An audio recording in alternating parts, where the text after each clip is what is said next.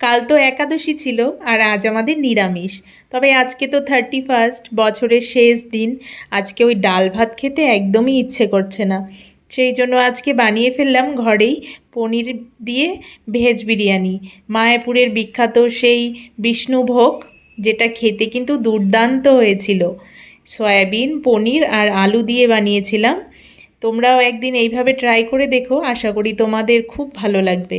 তো দেরি না করে রেসিপিটা কিভাবে বানালাম চলো তোমাদেরকে দেখিয়ে দিই। সবার প্রথমে আমি গ্যাস ধরিয়ে জল গরম হতে বসিয়ে দিলাম। তাতে একটুখানি নুন দিয়ে দিয়েছি। সবার প্রথমে আমি সয়াবিনটাকে খুব ভালো করে সেদ্ধ করে নেব। সয়াবিনটাকে খুব ভালো করে একটু 4-5 মিনিট ধরে সেদ্ধ করে ঠান্ডা জল দিয়ে 2-3 বার ধুয়ে নিলে সয়াবিনের যে একটা কাঁচা গন্ধ থাকে সেটা কিন্তু চলে যায়। এবার আমি একটি মশলা তৈরি করে নেব। দিয়ে দিয়েছি আদা, 3-4টে কাঁচা লঙ্কা, 4-5টা কাজু আর অল্প পোস্ত আমি গরম জলে ভিজিয়ে রেখেছিলাম, সেটাও দিয়ে দিলাম। এদিকে সয়াবিনটা আমি ভালো করে ধুয়ে নিয়েছি। এবার আমি একটি মশলা তৈরি করে নেব। তো সবার প্রথমে দিয়ে দিচ্ছি আমি টক দই। দইটা আমি খুব ভালো করে ফেটিয়ে নিয়েছি। এখানে আমি 2 চা চামচ মতো টক দই দিয়েছি। তোমরা তোমাদের পরিমাণ বুঝে টক দই ব্যবহার করবে। আর দিয়ে দিলাম সেই আদা, কাঁচা লঙ্কা, কাজু আর পোস্ত বাটাটা। এবার একে একে সব মশলা দেওয়ার পালা। দিয়ে দিচ্ছি জিরে গুঁড়ো, অল্প ধনে গুঁড়ো, আমি একটু হলুদ গুঁড়ো ব্যবহার করেছি, তোমরা চাইলে নাও করতে পারো। আর দিয়ে দিচ্ছি বিরিয়ানি মশলা আর নুন। এবার এই মশলাটাকে খুব ভালো করে ফেটিয়ে নেব। নিয়ে সয়াবিনগুলোকে দিয়ে সয়াবিনটাকে ম্যারিনেট করে রাখবো। এই আমি একটু লঙ্কার গুঁড়ো দিতে ভুলে গিয়েছিলাম, তো লঙ্কার গুঁড়োটা দিয়ে দিচ্ছি। এবার আমি এটাকে 10-15 মিনিট এইভাবেই রেখে দেবো ঢাকা দিয়ে। তো এবার আমি আলু আর এখানে আমি 150 গ্রাম পনির নিয়েছি। পনিরগুলো দেখো একটু বড় বড় সাইজ করে কেটে নিয়েছি। তোমরা তোমাদের পছন্দ মতো শেপ দিয়ে পনির কাটতে পারো। আর আলুগুলো আমি আগে থেকেই একটু হলুদ আর নুন দিয়ে সেদ্ধ করে নিয়েছি। তো পনিরগুলো প্রথমে আমি ভেজে নেব।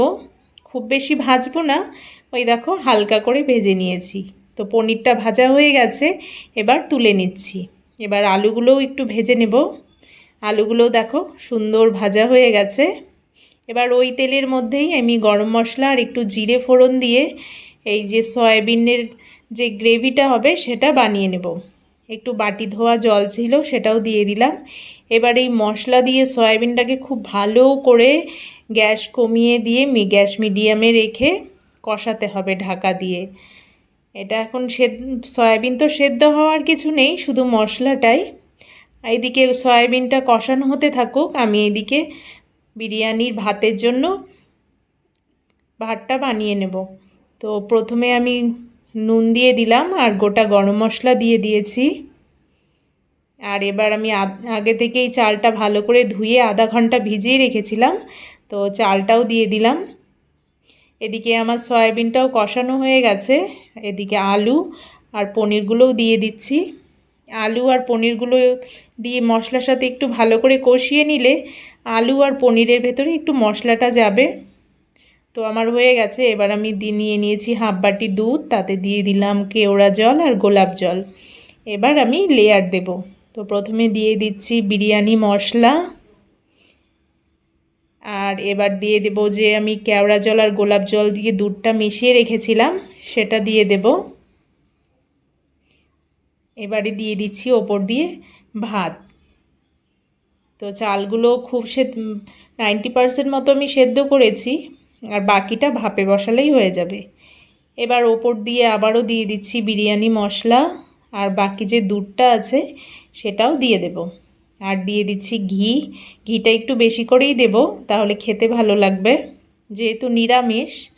এবার আমি একটি তাওয়া বসিয়ে কড়াটাকে বসিয়ে দিলাম, লং দিয়ে ঢাকনার ফুটোটা বন্ধ করে দিয়েছি। এবার আমি এটাকে 20 মিনিট মতো ভাপে দেব। 5 মিনিট হাই ফ্লেমে আর 15 মিনিট লো ফ্লেমে। ভাপানো হয়ে যাওয়ার পরে চালগুলো দেখো গায়ে কাটা দেওয়ার মতো করে দাঁড়িয়ে রয়েছে, আর কি সুন্দর ঝরঝরে হয়েছে দেখো, একটা চালও একটা চালের সাথে লেগে রয়নি। এবার খেয়ে দেখার পালা। তো আমি একটু খেয়ে দেখছি।